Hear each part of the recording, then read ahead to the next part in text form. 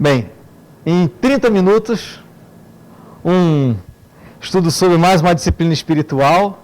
Na verdade, são duas disciplinas associadas que trabalham juntas. Mas daqui a pouquinho a gente fala quais são, só fazendo a recapitulação.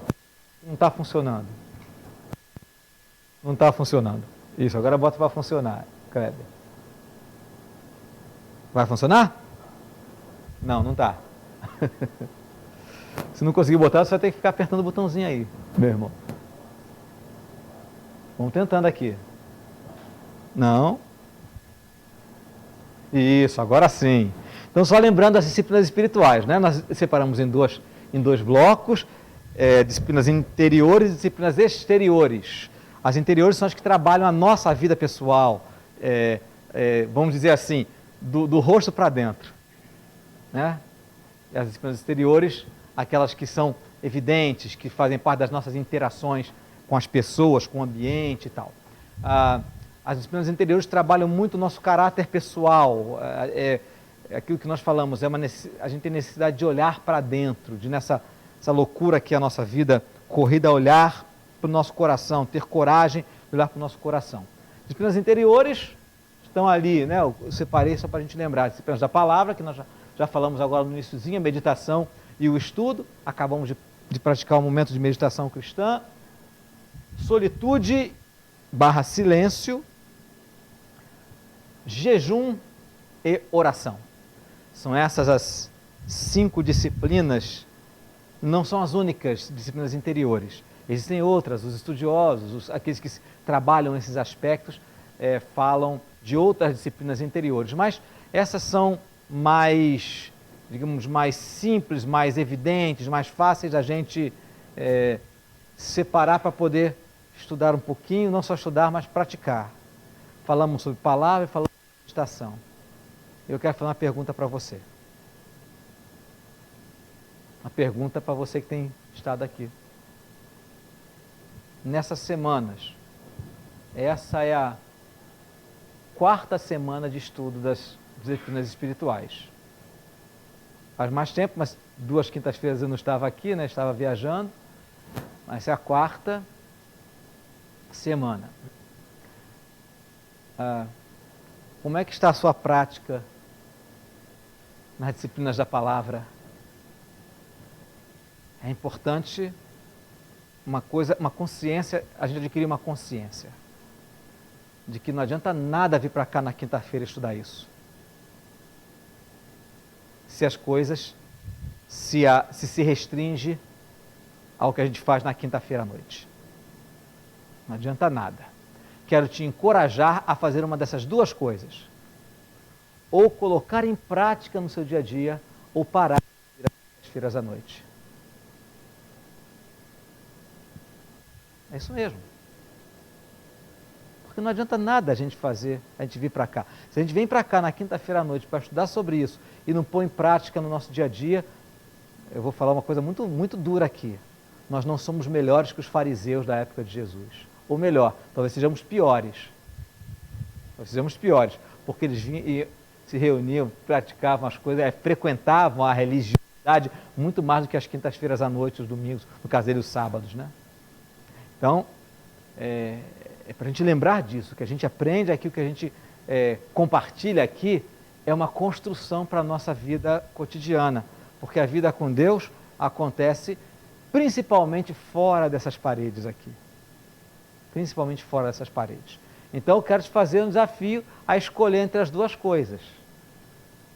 Entre colocar em prática na sua vida cotidiana aquilo que você tem ouvido aqui, que a gente tem conversado aqui, porque a quinta-feira é muito legal, porque vocês falam, vocês perguntam, interagem, interrompem à vontade, é para fazer isso mesmo, né? Ou então, parar de vir às quintas-feiras, porque se a gente sai daqui e não coloca em prática, não está adiantando muito o que a gente faz aqui. Aliás, eu até diria uma coisa mais séria ainda. Se a gente não põe em prática no dia a dia o que a gente compartilha aqui, compartilhar isso aqui está nos piorando. Está nos piorando e não nos melhorando. Porque a gente acaba saindo aqui com a sensação de que a gente é mais crente porque vem na quinta-feira à noite. E isso é um grande problema que Jesus via na vida dos religiosos na sua época, né? Ser exatamente isso, religiosos. Nós queremos praticar isso para deixar de ser religiosos. É interessante isso. A gente praticar a vida cristã para deixar de ser religiosos, para sermos discípulos de Jesus Cristo. Ser discípulo. Porque ser religioso qualquer um pode ser. Ser discípulo de Cristo é muito mais sério, muito mais puxado. É para quem ouviu o chamado e se dispôs a andar com Cristo. Então, essas são as disciplinas espirituais. A pergunta fica para você levar consigo. Não é para responder não, tá? Como é que está a sua prática nas disciplinas da palavra, que são as disciplinas que nós estudamos nos 4 encontros que tivemos. Meditação e estudo. Eu entendo que o que a gente vai falar hoje vai ajudar muito nisso. Vai ajudar bastante a exercitar as disciplinas da palavra, porque nós vamos falar exatamente sobre a solitude e o silêncio. E eu não ia colocar separadamente, né? Solitude e silêncio, essa daqui, né? Essas duas que eu coloquei lado a lado porque você vai perceber que elas necessariamente caminham juntas. Então vamos lá entender o que é a importância da prática dessas duas disciplinas irmãs siamesas. Irmãs siamesas, a solitude e o silêncio. Vamos tentar entender a importância delas, olha lá. Coloquei essa frase para a gente pensar, né? A prática adequada e profunda de grande parte, se não de todas, as disciplinas interiores, dependem muito do valor que damos à prática da solitude silenciosa na presença de Deus. A Cláudia está fazendo assim, tentando ver, eu estou na frente, né? Estou bem na frente, então vou recuar bastante aqui, né? Melhorou? Agora eu estou atrapalhando a Trícia? Não? Está dando para ler? Ok. Então, as disciplinas interiores, aquelas 5 disciplinas, né? Lembra de cabeça quais são? As 5 disciplinas interiores: meditação, estudo, solitude, silêncio, oração e jejum, né? Oração e jejum é fácil, a gente lembra? É fácil. São as disciplinas em que a gente explora a nossa vida interior, trabalha a nossa vida interior. As outras 4, né? Dependem muito desse binômio, dessas irmãs siamesas, que são a solitude e o silêncio. E, curiosamente, provavelmente, essa seja a disciplina interior que a gente menos pratique. Eu ouso dizer que até o jejum a gente pratica mais do que isso.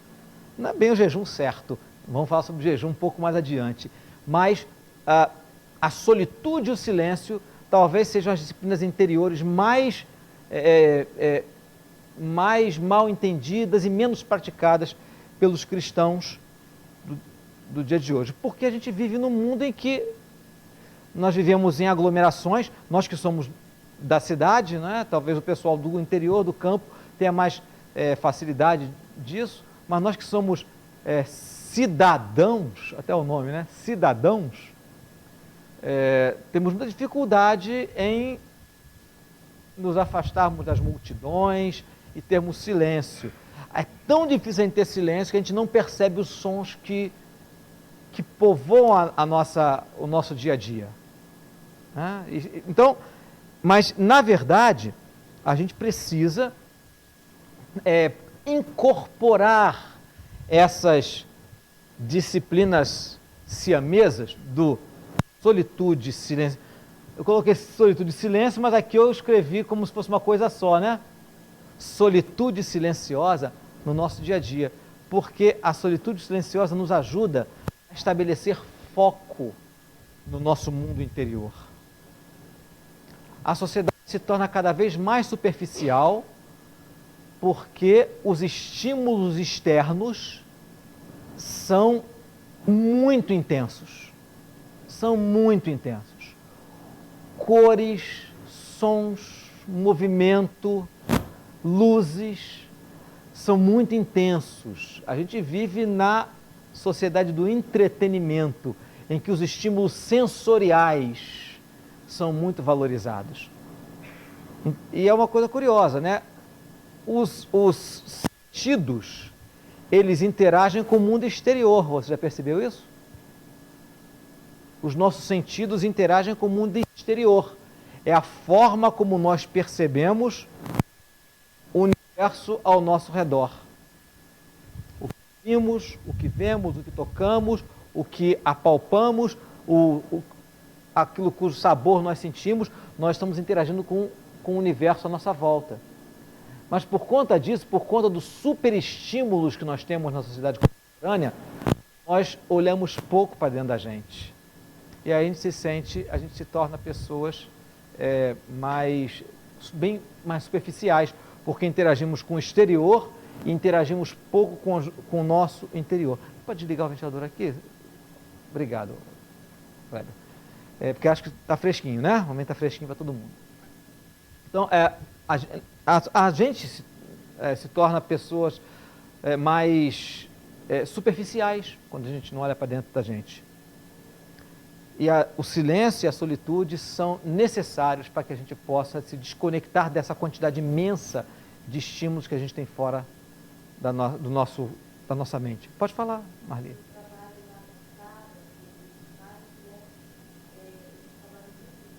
Sara, lá no Sara Kubitschek.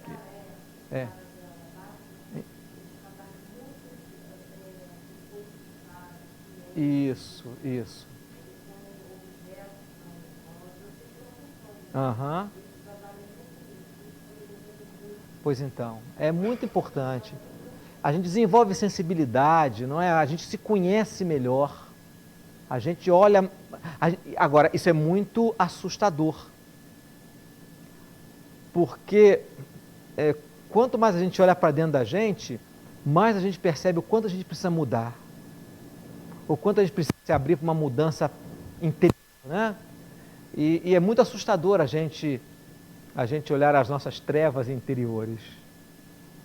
Mas não existe uma forma da gente amadurecer como pessoa e de forma muito especial amadurecer como cristãos se a gente não olha para dentro da gente. Por exemplo, a gente não consegue perceber a grandeza do amor de Deus se a gente não encara os nossos próprios pecados, a gente não olha com seriedade e com profundidade para a nossa miserabilidade. Muito da superficialidade dos cristãos de hoje está exatamente porque não percebem do que Jesus nos salvou. Né? Porque a gente não olha para dentro da gente, porque a gente não se conhece bem. As relações humanas estão cada vez mais diluídas porque as pessoas não olham para dentro de si. Então, é muito importante a gente olhar as outras disciplinas interiores que vão nos ajudar a crescer espiritualmente de uma forma equilibrada. Elas dependem muito desse olhar para dentro, com silêncio e com solitude. Então vamos ver aí o que significa cada um desses, né? O que é solitude? Vamos lá. Na solitude, eu fujo das multidões, procuro fugir das aglomerações humanas para poder estar a sós comigo e com Deus. Eu me lembro quando eu era jovem, né? Jovem, adolescente, lá nos retiros, lá em Bananal, né? A gente sempre na programação tinha um momento que era chamado de a sós com Deus. A sós com Deus. E é exatamente isso. Na solitude é diferente de solidão por isso. Solidão, você se sente isolado, vazio, né? Uma pessoa vazia, desprezada. Solidão é isso. É você sentir que ninguém se importa com você. É também um vazio interior. A solitude não. A solitude é a certeza de que nós estamos a sós com Deus. E a sós com um foco, com uma meta. Exatamente isso. A gente se afasta das aglomerações, a gente se afasta das multidões para estarem a sós. Para eu estar a só comigo mesmo e a sós com Deus. Lembra-se de como Davi costumava falar consigo mesmo? Lembra-se daquela passagem que ele diz assim: ô minha alma, por que você está tão para baixo? Por que você está tão agitada dentro de você? Né? É interessante, Davi falando com a própria alma. Hoje em dia diria assim, isso é coisa de maluco, né? Coisa de maluco, né? Falando consigo mesmo, que eu falo consigo mesmo é maluco, não é não. Não é não. É claro que alguns malucos também falam consigo mesmo. Mas falar consigo mesmo é olhar para dentro, é refletir, né? É entrar num diálogo consigo mesmo. Então, Davi fazia isso, né? Por que está abatida a minha alma? Por que se perturba, está perturbada dentro de você? Calma, espere em Deus. Espere em Deus, pois ainda o louvarei. A Ele meu auxílio, Deus meu. Então, esse diálogo consigo só é possível quando a gente consegue se afastar do diálogo com o mundo exterior, com as pessoas e com as coisas que estão à nossa volta. E a gente desprezou. É claro que ninguém vai virar um ermitão, mas é importante olhar para dentro disso. Então, solitude é isso. Solitude é diferente de solidão por essa qualidade. Eu estou a sós comigo e com Deus. Não estou apenas sozinho. Puxa, tem ninguém comigo, estou sozinho. Não, é voluntário. É importante, solitude é algo voluntário. Solidão muitas vezes acontece quando a gente não quer estar só e acaba estando só. A solitude é um exercício voluntário, intencional. Eu quero me afastar das aglomerações, das multidões, para estar a sós comigo mesmo e com Deus. E silêncio. No silêncio, eu busco calar as vozes exteriores e também as vozes interiores, porque já ouviram falar de poluição sonora, né? Mas a poluição sonora não existe só no ouvido, existe dentro da gente. Agitação interior, né? Agitação interior. A gente tem dificuldade de parar para deixar que a poeira interior abaixe. Então, no silêncio, eu procuro calar as vozes exteriores e interiores para retornar ao meu centro. Não é ali que o Espírito Santo habita? Não foi o que Jesus falou? Se eu pertenço a Ele, o Espírito Santo vem morar dentro de mim. Então eu vou buscar o silêncio para olhar lá dentro, onde o Espírito de Deus habita e poder ouvir a sua voz. Esse exercício da Alessio Divina tem essa intenção, a gente silenciar e procurar ouvir. Por isso que eu li 4 ou 5 vezes a passagem, e entre cada leitura da mesma passagem, um período de silêncio, para que a gente possa silenciar as vozes e deixar só que a voz da palavra de Deus, que é a voz do próprio Espírito, ecoe dentro do nosso coração, dentro da nossa mente. Então, o silêncio é esse exercício, para que a gente tenha certeza de que isso não é coisa de uns monges, coisa de monge que inventou essa história. A gente vai olhar para a vida do nosso Deus, olhar para a prática do nosso Senhor. Os evangelhos, eles trazem diversas narrativas em que Jesus foi fazer exatamente isto. Eu separei 6 narrativas para a gente aqui. Está com a Bíblia Apóstolos? São 6 narrativas do Evangelho. Primeira narrativa, Mateus 14. É interessante. Esse texto de Mateus 14 são 2 versículos, o versículo 13 e o versículo 23. Eles são muito interessantes porque acontecem em 2 momentos da mesma ocasião. Mateus 14, versículo 13. Quem pode ler para a gente o versículo 13?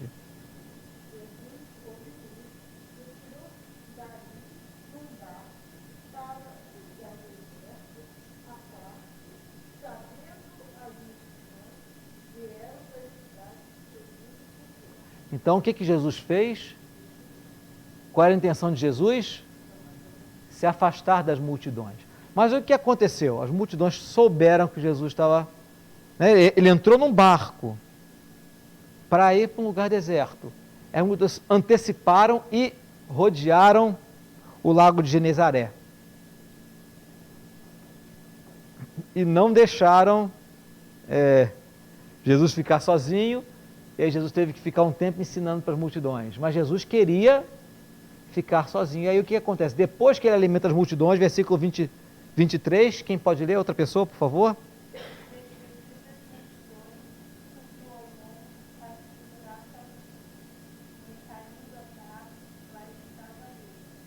Então olha só o que Jesus fez. Jesus queria ter um tempo sozinho. Ele tentou se retirar, o povo não deixou, ele chegou e atendeu o povo. Mas logo depois ele persistiu no propósito dele. Isso é muito instrutivo para a gente, porque não é fácil estar sozinho. Isso na época de Jesus já não era fácil, nem imaginar hoje. Aí Jesus cuidou das pessoas, mas ele persistiu naquilo que era o seu propósito, de estar a sós, orando. Então ele sobe para o monte e fica lá um tempo, até o fim da tarde. Quando entra a noite, ele está sozinho no monte, certamente como ele sempre fazia, orando, não é? Segunda passagem do Evangelho, Marcos 1:35.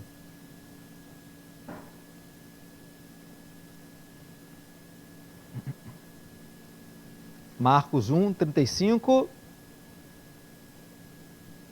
Alguém pode ler para a gente?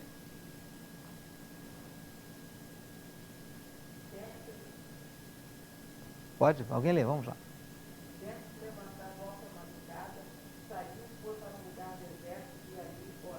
De madrugada, né? Porque de madrugada dizem que a linha para Deus está mais desocupada, né? Tem menos gente orando de madrugada. Não é por causa... Não é por conta disso, mas é um momento apropriado, né? Menos ruídos mesmo. Jesus vivia no ambiente, o ambiente da época de Jesus era muito mais agrícola do que o nosso, né? Mas ele, durante a madrugada, ele sai e vai para um lugar deserto para orar. E é interessante que as pessoas não conseguiram encontrá-lo com facilidade. Foi um lugar mesmo retirado. Jesus se escondeu. Se escondeu. Como é que você sabe que Jesus se escondeu? Por causa do versículo que vem em seguida. O que diz o versículo seguinte? Simão. Então era muita gente procurando Jesus muito diligentemente.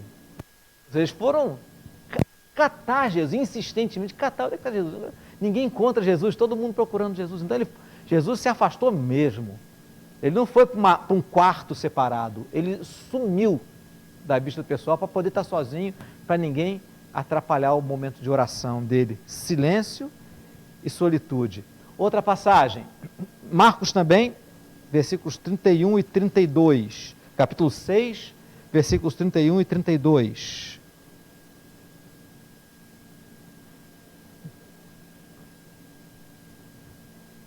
Marcos 6, 31 e 32. Outra voz para ler, por favor.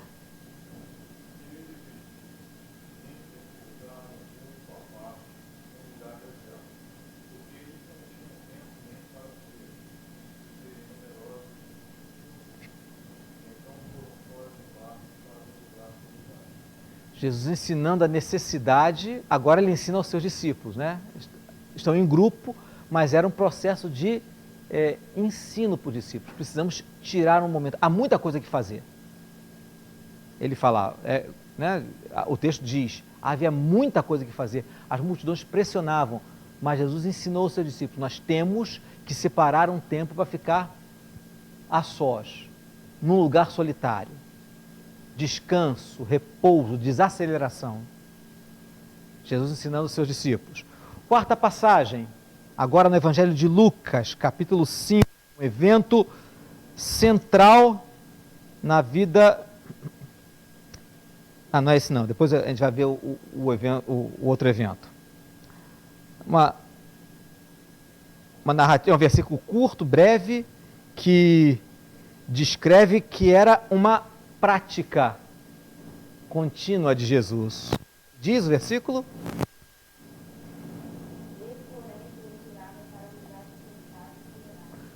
Lê de novo, Gisele, com atenção, com cuidado.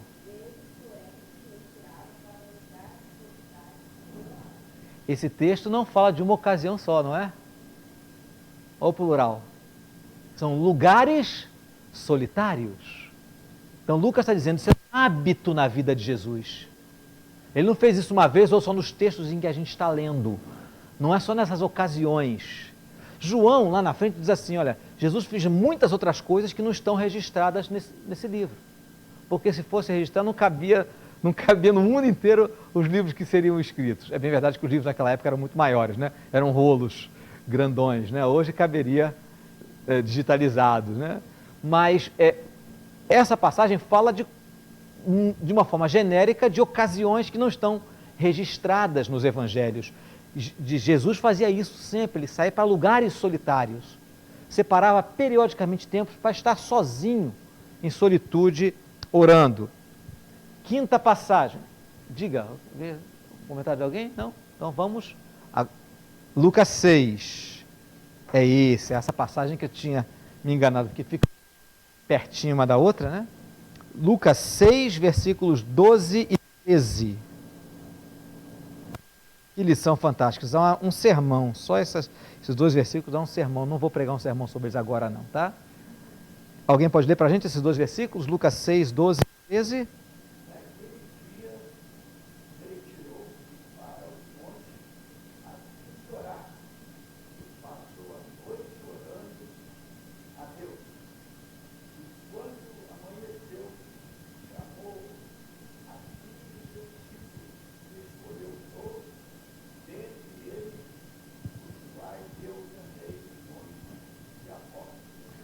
Isso, exatamente. Então, essa passagem descreve um dos momentos mais importantes do ministério de Jesus. Jesus estava começando a traçar uma estratégia de divulgação da sua mensagem. Ele escolhe 12 que vão ser os representantes dele. Mas ele escolhe 12 no meio de um grande número de discípulos. A gente costuma chamar de discípulos e pensa logo nos 12, né? Mas não eram só os 12. Eram muitos, porque discípulos são alunos. E Jesus era como se era um mestre que usava uma prática muito comum naquela época e naquela região.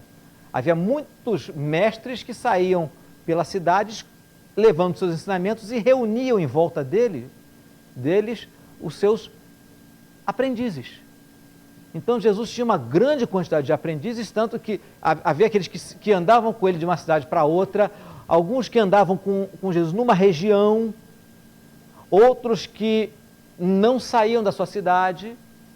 Um exemplo interessante de gente que não saía da sua cidade era grandes amigos de Jesus, Marta, Maria e Lázaro. Que serviam de base para Jesus perto de Jerusalém, porque Betânia era uma cidadezinha que ficava assim a 5 quilômetros de Jerusalém. Então, quando Jesus queria ir em Jerusalém, em vez de ficar lá no furacão, ficava hospedado na casa dos amigos. Então, Jesus tinha muitos seguidores, mas aqui ele vai escolher os seus 12 representantes. E então, o que ele faz antes? Ele passa uma noite não só orando, não é isso? Como que ele fez? Ele se retira para o monte a fim de orar. Ele quer estar sozinho com o Pai a fim de orar. E a última passagem selecionada para nós, muito conhecida, Mateus 26. Eu deixei por último porque ela é uma narrativa do final da vida de Jesus. Mateus 26, a partir do versículo 36. Basta a gente ler o 36, na verdade o texto vai até o 46, mas o 36 já tem o que a gente quer. Esse 36 SS, quer dizer, 36 e os seguintes, né? Então, o que diz o Mateus 26, 36? Outra voz para ler, por favor.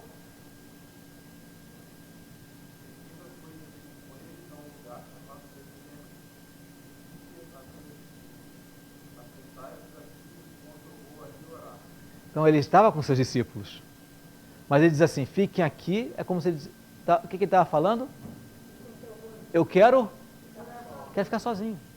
Vou buscar o meu momento de solitude. Fiquem aqui. Isto. A oração é inevitável, né? Mas nós vamos falar sobre oração mais adiante. Mas Jesus, nesse momento que é um outro momento crucial da sua vida, ele sabia o que ia acontecer, o que estava se aproximando por acontecer. Ele vai buscar um momento a sós com Deus. Agora é interessante que você lembra que ele pede que os seus discípulos façam o quê? Vigiem comigo. Vigiem comigo. É curioso. Jesus tinha consciência de que a parceria de oração não precisava necessariamente da presença física dos outros. Então ele sabia relacionar isso. Qual é o momento em... Não, ore por mim. Ore, vigie comigo. Nós estamos juntos, mas agora eu preciso ficar a sós com meu Pai. É o meu tempo de silêncio e solitude.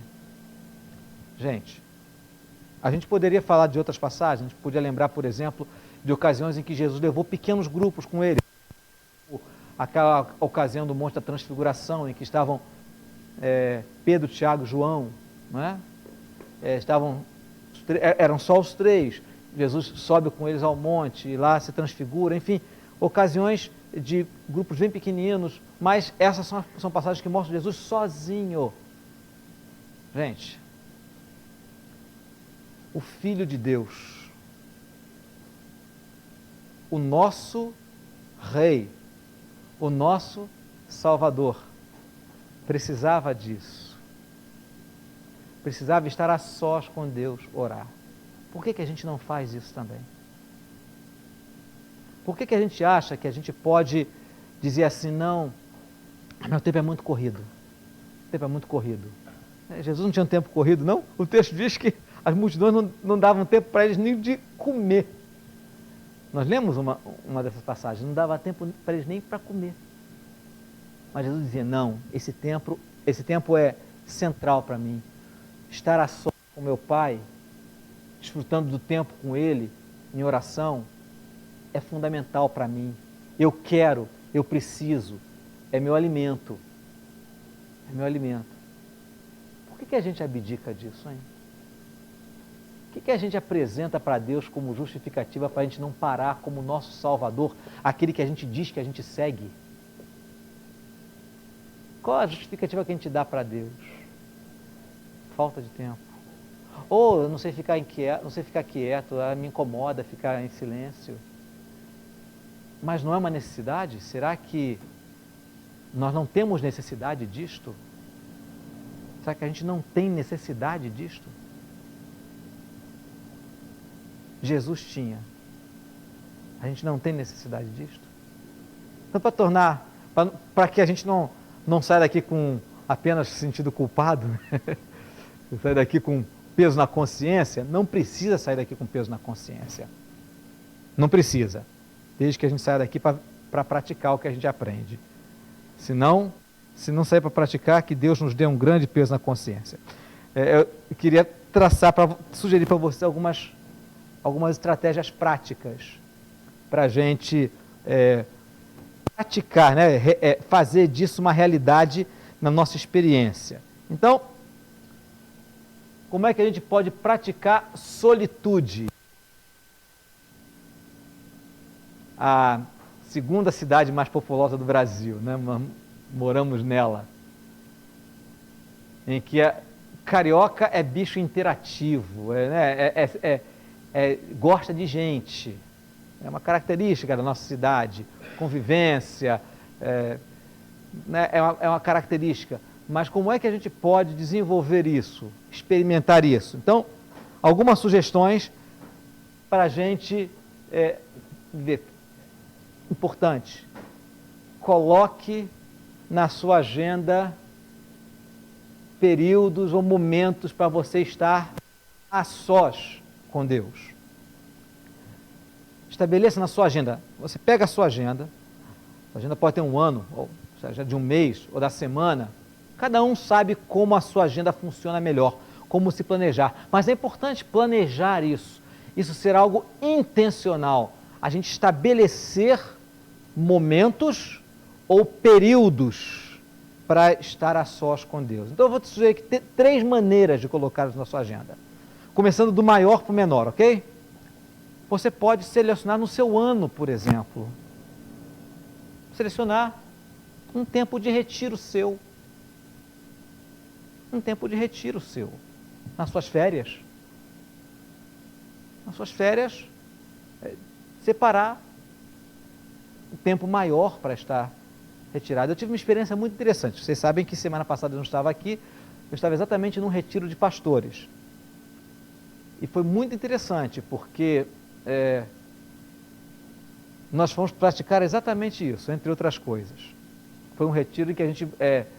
a tarefa foi exatamente a prática das disciplinas espirituais. Então, todo dia foi um grande exercício para mim. Claudinha sabe que eu não acordo cedo. Eu sou da night, né? Eu sou mais morcego que passarinho. Eu já brinquei, como eu falei domingo passado aqui na mensagem, né? Eu já falei para as pessoas, olha, por favor, não me chame para uma reunião de oração às 7h30 da manhã, mas pode botar uma vigília na minha mão que eu levo ela até o dia amanhecer.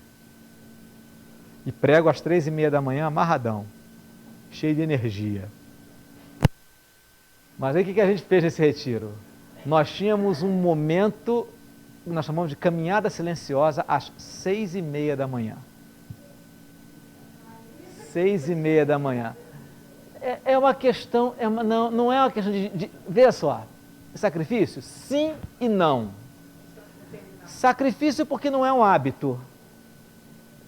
Mas não é sacrifício porque a gente vai com expectativas positivas a respeito disso. A gente diz que vale, a gente diz que é algo legal, então vale a pena o investimento, não é? Mas calma, não reage não, Ione. Não coloca o bloqueio, esse é o meu problema também, tá, Ione? Confesso, estamos juntos nesse pecado, minha irmã. Esse é o meu problema. Falou em acordar cedo, eu já coloco o seguinte bloqueio: não está de acordo com o meu relógio biológico. Esse é isso daí, né? Diga lá. Daqui a pouco, ainda não falamos de silêncio. Porque eu vou falar como é que a gente fazia. A caminhada silenciosa era exatamente isso.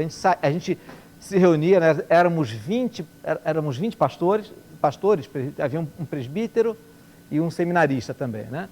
A gente se reunia num lugar e alguém que ia dirigir, que estava liderando, fazia a lectio divina. Exatamente isso. Um versículo, que nós fizemos aqui, um versículo bíblico, lido com intervalos de silêncio. Mas eu acordava às 6h15, que era só o tempo de lavar o rosto, trocar de roupa e escovar o dente e descer. Em 15 minutos dava, que era tudo pertinho. Aí ele fazia a leitura 3 vezes e aí ninguém falava nada, só o líder. E aí nós começamos a caminhada. Era 1 hora, de 6h30 às 7h30, caminhada de silêncio. Era um lugar, Vale de Bênçãos, lá no Vale. Vocês conhecem, alguns conhecem muito bem o AVB. A gente caminhava, 1 hora andando, espaço não falta lá, né? Silêncio. Só que a coisa não acabava por aí. Às 7h30 era o café da manhã e o café era também tomado em silêncio. Nem cumprimentar as pessoas que fizeram o café, a gente cumprimentava. E detalhe, silêncio não é só silêncio de boca, não. Você não podia acenar, fazer com a cabeça, abrir os olhos, piscar o olhinho, dar um sorriso, não. É silêncio, é o silêncio sem, quase monástico, sem comunicação exterior. Então, sem contato visual, sem gestual, silêncio mesmo, para a gente fazer a coisa olhando para dentro. Você sabe uma experiência muito interessante? É a experiência do sabor. Muito interessante. Você sabe que aquela manteiguinha de bananal é muito gostosa, né? Aquela manteiga muito gostosa. Mas em silêncio ela é mais gostosa ainda, sabiam disso? Vocês não sabem disso não, porque os retiros não acontecem em silêncio, o café da manhã. A manteiga fica mais gostosa. Detalhe, você come menos, porque você come mais devagar. É uma refeição devocional, em que a cada mordida e a cada sensação de sabor, você agradece a Deus pela satisfação das pequenas coisas. Então eram 2h30 em média de silêncio pela manhã. Aí às 8h30 nós nos reuníamos para fazer o nosso momento devocional, aí a gente cantava e aí nos cumprimentávamos. Não. A demanda reprimida foi... Não, também não era não, porque é muito interessante. Mas aí que tá, a gente tem essa ideia, né, de que vai ficar louco para falar, mas é uma coisa inexplicável. É uma questão de prática, da gente fazer, da gente se dispor a experimentar isso. Não acontece não, acontece uma serenidade interior. Porque a gente, na verdade, não está em silêncio. O silêncio é só exterior, mas a gente está falando, a gente está experimentando as coisas que Deus fez, conversando com Deus, falando com a própria alma. Então isso traz serenidade interior. Isto é um silêncio consentido, é um silêncio focado. A gente começa a se perceber. E na verdade, gente, silêncio mesmo só acontece a partir do 3º dia, tá? A gente, nos 2 primeiros, pelo menos a minha experiência, inclusive eu compartilhei com os colegas lá, só mesmo,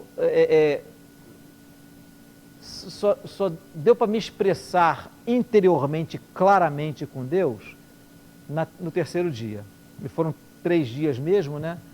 Mas é uma experiência muito interessante. Então, no meu caso foi um retiro para isso, não era só para silêncio. Tem colegas, né? Inclusive um dos dirigentes, ele faz retiros de silêncio total, periodicamente, ao longo do ano. É uma experiência semi-monástica mesmo, mas é muito interessante. Então essa é a sugestão. Na sua agenda anual, programe um período para você se retirar, né? Ir para um lugar mais tranquilo, nas suas férias mesmo, uma praia, serra, um lugar, né? Uma fazenda, um sítio, em que você possa experimentar isso. Mais silêncio. Uma outra sugestão mais prática para o dia a dia é acordar mais cedo para praticar isso. Ou então dormir mais tarde. Porque exatamente para quando não existem mais as agitações, os sons intensos, ou quando ainda não existem os sons intensos, ou quando não mais existem os sons intensos da cidade. É o tempo de sossego, buscando a solitude. Você vai ver de acordo com aquilo que não te prejudica. Eu já cheguei à conclusão, embora eu seja noturno, que o ir dormir mais tarde me prejudica. Então eu estou trabalhando uma inversão no meu horário. Eu estou indo dormir um pouco mais cedo, o que para mim significa dormir 00h30.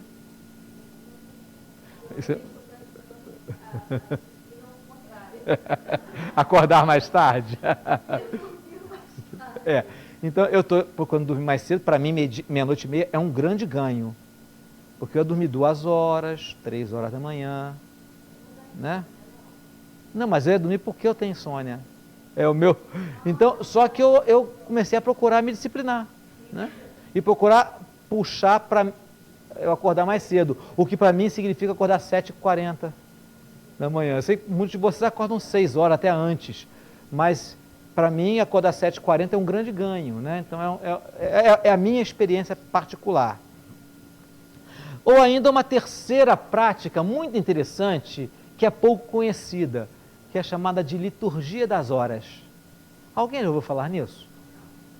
Liturgia das horas é você, ao longo do seu dia, separar pequenos momentos para fazer isso. 10 minutos, às vezes 2 vezes por dia, 10 minutos no momento da manhã, às vezes no momento do almoço, né? 15 minutos,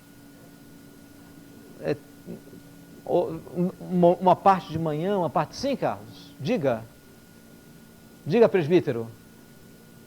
Pode falar.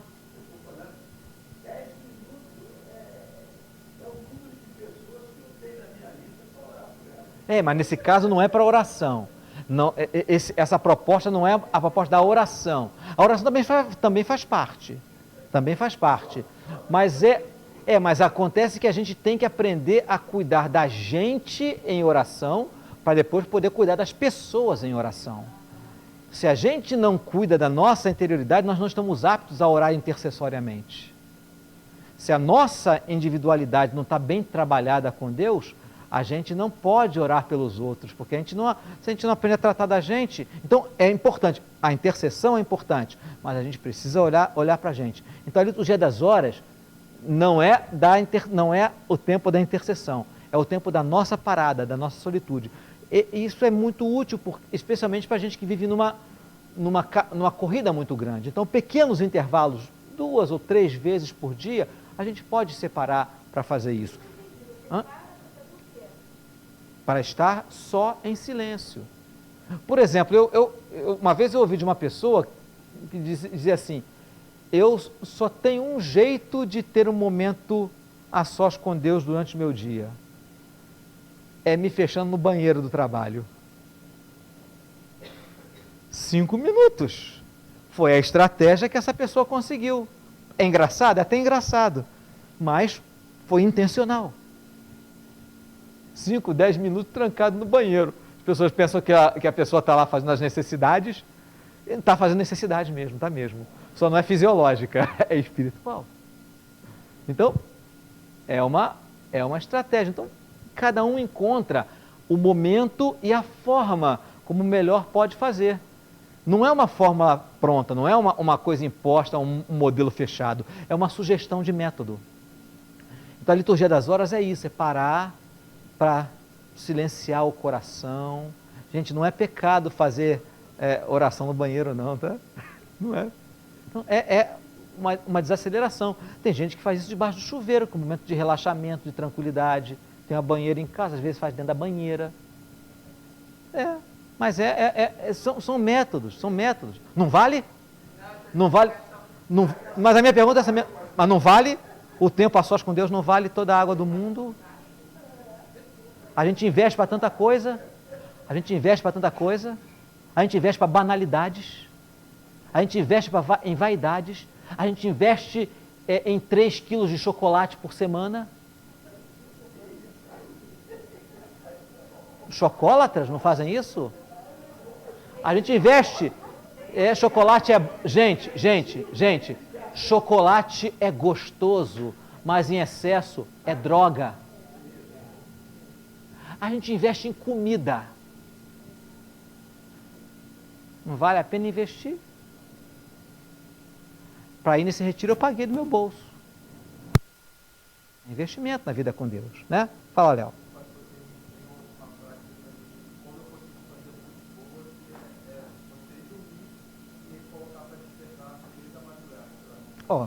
É um método. É um método. Isso. Super válido. Descubra o melhor...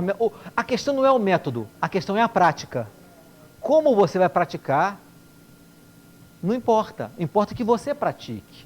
Então, Deus nos fez cada um de um jeito, com peculiaridades. O importante é realizar e, irmãos, irmãs, é não arrumar desculpa para não fazer.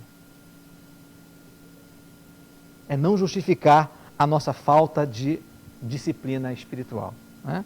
Então, essas são algumas sugestões para a gente praticar solitude, separar esse tempo, né? Momentos e períodos para estar a sós com Deus. Então, e para trabalhar o silêncio, essa é uma questão importante, porque às vezes a gente fica calado, mas lá dentro fica agitadíssimo. Essa prática que a gente fez aqui da Lectio Divina, esse momento de relaxamento, respiração, é importante. A gente acumula muita tensão no corpo. Gente, não tem nada a ver com budismo, com orientalismo.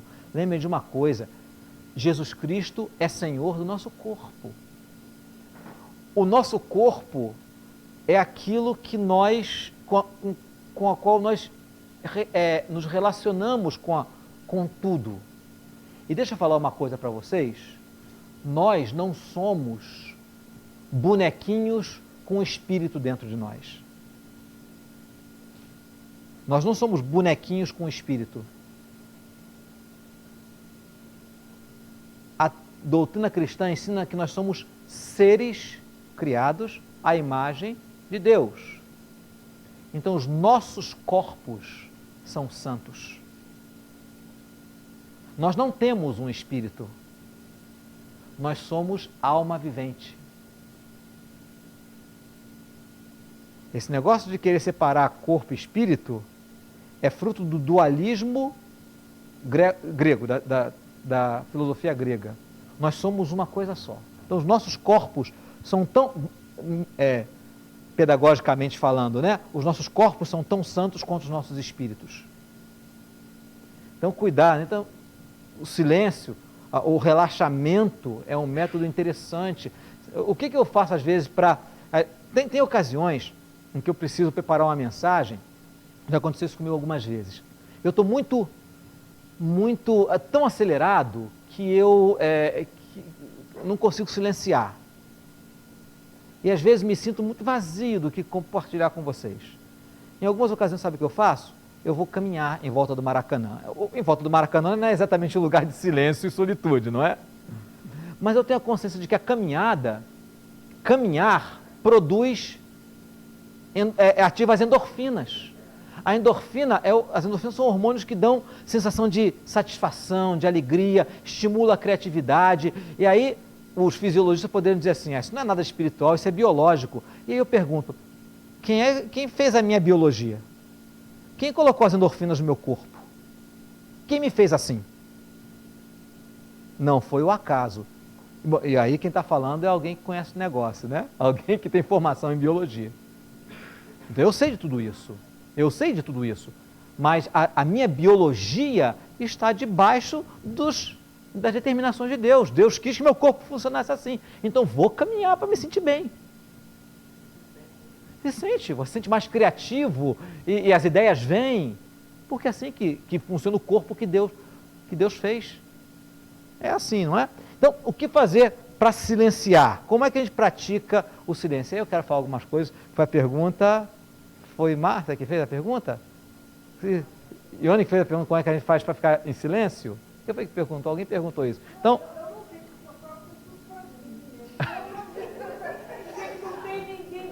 Então vamos lá. Primeira sugestão, parece uma brincadeira. Falar menos e ouvir intencionalmente.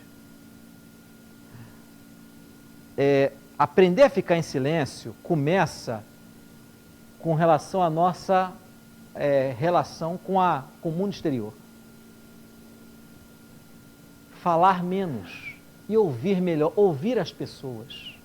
Até ouvir as pessoas. A gente é ansioso para falar. Porque falando a gente não precisa ouvir, né? Falar demais é uma fuga de si mesmo. É verdade.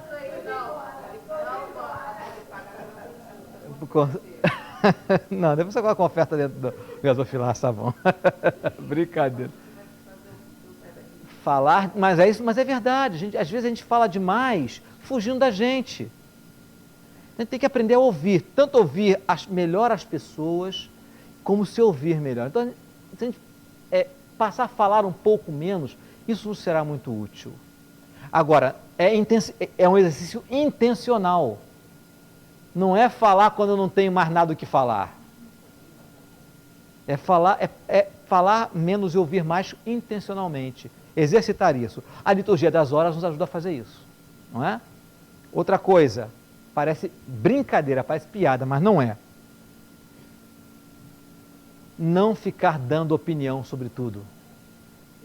Em tempos de internet, todo mundo tem algo a dizer, né? Muitos não têm o que dizer e querem dizer alguma coisa. Todo mundo quer dar opinião sobre tudo. E a gente também quer ter opinião sobre... Não é pecado, não sabe... Você acha que o ajuste fiscal tem que ser feito agora? Todo mundo tem que ter opinião, né? Todo mundo tem que ter opinião se o governo é bom, se o governo é ruim. A gente não precisa ter opinião sobre tudo. Já dizia com muita sabedoria Salomão, né? No muito falar, não falta transgressão. mas quem modera os seus lábios é prudente. Não precisa registrar no cérebro, vai lá na Bíblia que está tudo escrito lá, não é? Está tudo escrito lá na Bíblia. Então, não precisa dar opinião sobre tudo. É importante ouvir. Como pastor, os pastores padecem de uma doença que é uma praga, que é a mania de ter que ter resposta para tudo. E vocês ajudam nessa doença, sabia disso? Vocês esperam que pastores tenham sempre uma resposta para vocês. Mas às vezes a gente não tem resposta. E é muito ruim quando a gente não tem resposta e tenta dar, porque a profissão, entre aspas, nos requer isso. Não requer, não. Não requer. A gente não precisa ter opinião sobre tudo. Ou a gente não precisa dar opinião. Você pode até ter opinião, mas você não precisa estar sempre falando. Né? Importante ouvir, saber que às vezes não é nem apropriado dar a sua opinião. Então, calar é um exercício difícil, mas muito importante. Então, essas duas sugestões parecem pouco espirituais, né? Parecem pouco espirituais. Então, vamos fazer uma coisa mais espiritual, uma sugestão mais espiritual, que é como se fosse um complemento. Eu diria que essas duas sugestões nos preparam para a mesma sugestão que foi dada com relação à solitude, que é estabelecer momentos ou períodos de silêncio mesmo. Estar quieto, estar quieta. Pode ser no seu momento devocional, por exemplo. Você avisa toda a sua família, diz assim, agora tira o telefone, celular. Gente, vou falar um segredo para vocês.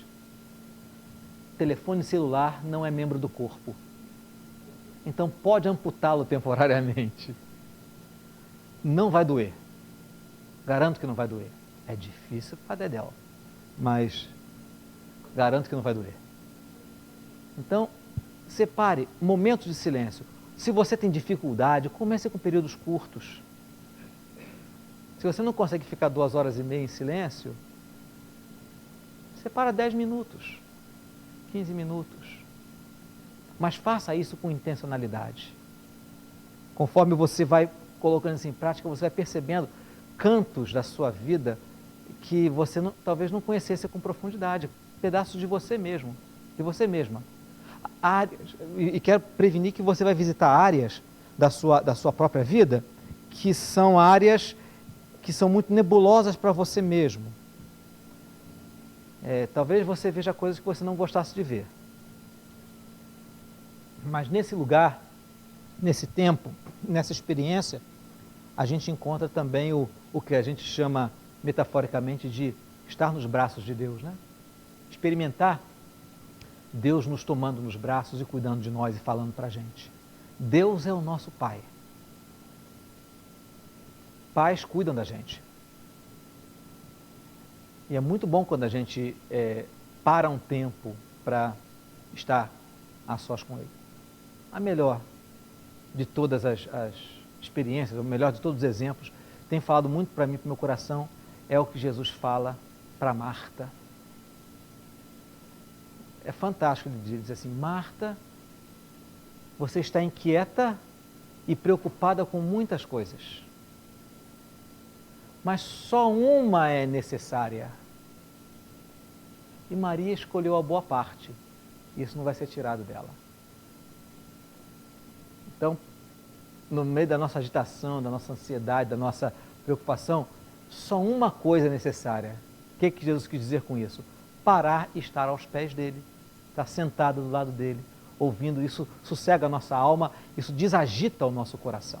É um exercício intencional, requer disciplina. Não é uma coisa que acontece espontaneamente. A cidade, a vida normal, não nos impulsiona a isso, não nos encaminha para isso, nos encaminha para a vida acelerada. Mas por isso é uma prática que tem que ser intencional. Por isso a gente está chamando de disciplinas espirituais. Então, por hoje, vocês ficaram muito em silêncio, viu? Será que é por causa do tema de hoje? Pode fazer uma pergunta, Dalva.